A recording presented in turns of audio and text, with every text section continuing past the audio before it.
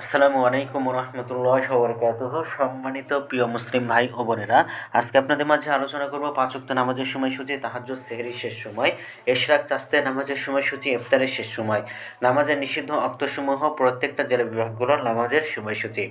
তো আজকে শুক্রবার 9 জানুয়ারি 2026 ইংরেজি, 25 পৌষ 1432 বাংলা, 19 রজব 1447 হিজরি।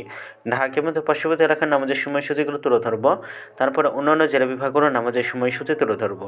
তো যেখান থেকে ভিডিও দেখছেন কমেন্ট করে জানাবেন।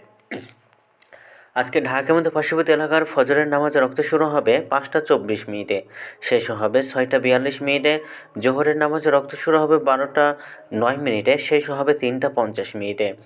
আসরের নামাজ রক্ত শুরু হবে 3টা 51 মিনিটে, আসরের নামাজ রক্ত শেষ হবে 5টা 10 মিনিটে। মাগরিবের নামাজ রক্ত শুরু হবে 5টা 31 মিনিটে, শেষ হবে 6টা 49 মিনিটে। এশার নামাজ রক্ত শুরু হবে 6টা 53 মিনিটে, শেষ হবে 5টা 19 মিনিটে।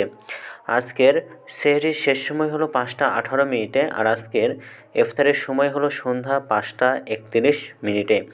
আজকের নফল নামাজের উত্তম সময় ইশরাকের রক্ত সকাল 6টা 57 মিনিট থেকে 8টা 44 মিনিট পর্যন্ত, চাস্তের রক্ত সকাল 8টা 45 মিনিট থেকে 12টা 2 মিনিট পর্যন্ত, এবং তাহাজ্জুদ নামাজের উত্তম সময় রাত 10টা 18 মিনিট থেকে ভোর 5টা 19 মিনিট পর্যন্ত।